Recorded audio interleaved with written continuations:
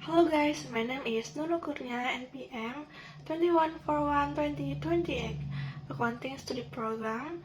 On this occasion, I will explain about theories, perspective, and conceptualities of leadership from the leadership course with lecturer D. Chandra SMMM.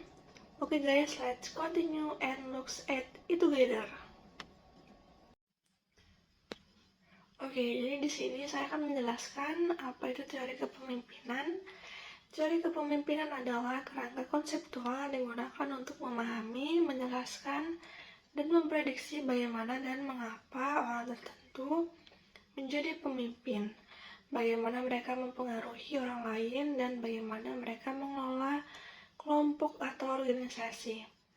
Teori ini mencoba mengidentifikasi sifat-sifat perilaku dan konteks yang berkontribusi terhadap kepemimpinan efektif.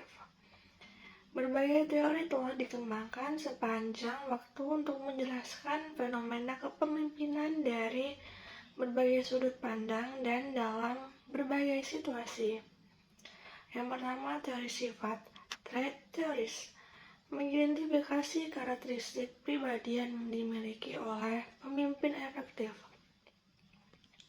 seperti kecerdasan, kepercayaan diri, dan empati. Lalu, teori perilaku, behavioral theories, menekankan perilaku spesifik yang dilakukan oleh pemimpin yang efektif, seperti kemampuan komunikasi, delegasi tugas, dan pemberian umpan balik. Selanjutnya, teori kontingensi teoris, menyelidiki hubungan antara gaya kepemimpinan dan situasi tertentu seperti model fieldless contingency model dan teori Pat-Gould. Teori kepemimpinan transformasional dan transaksional.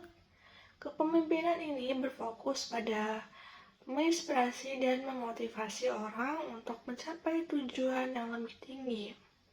Sementara kepemimpinan transaksional berfokus pada pertukaran antara pemimpin dan pengikut.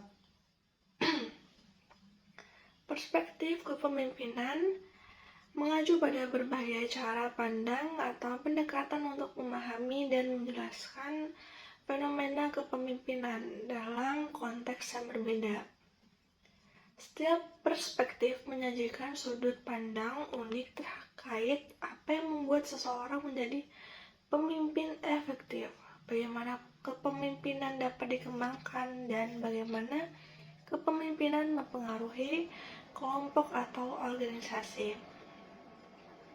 Selanjutnya, dalam perspektif fungsional, kepemimpinan dilihat sebagai fungsi penting dalam mencapai tujuan organisasi dan meningkatkan kinerja.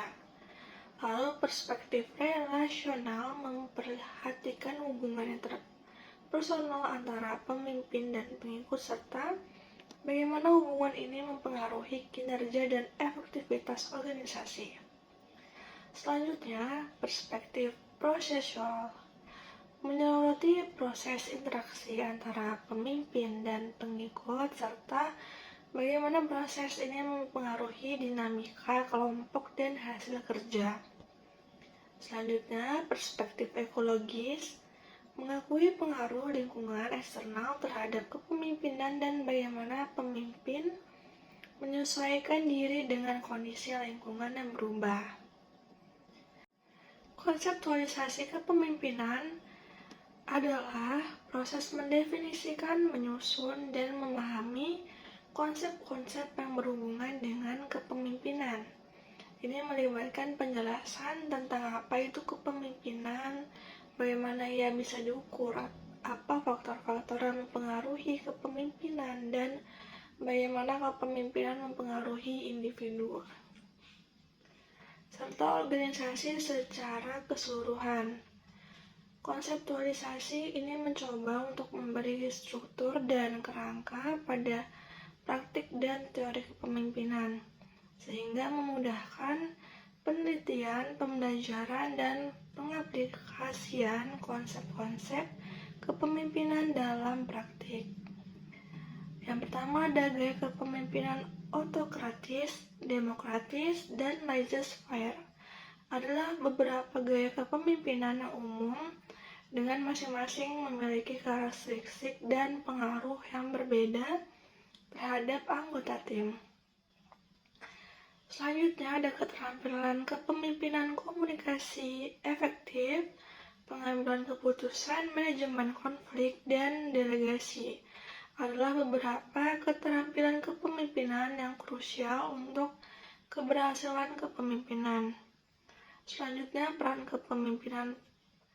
Pemimpinan diharapkan untuk memainkan berbagai peran termasuk sebagai penggerak visi, pemecahan masalah, fasilitator, dan motivator. Selanjutnya, ekspektasi terhadap kepemimpinan. Anggota tim dan organisasi memiliki ekspektasi terhadap kepemimpinan, seperti memberikan arahan yang jelas, memberikan dukungan, dan menunjukkan integritas. Mengerti teori, perspektif, dan konseptualisasi. Kepemimpinan membantu pemimpin memahami dinamika yang terlibat dalam memimpin orang dan organisasi.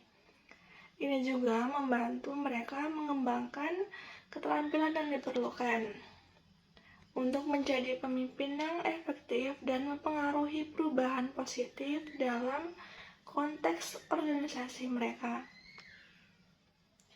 Oke, terima kasih.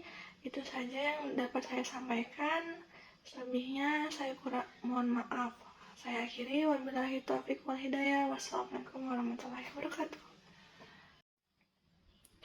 Okay, thank you all for your attention. Bye-bye.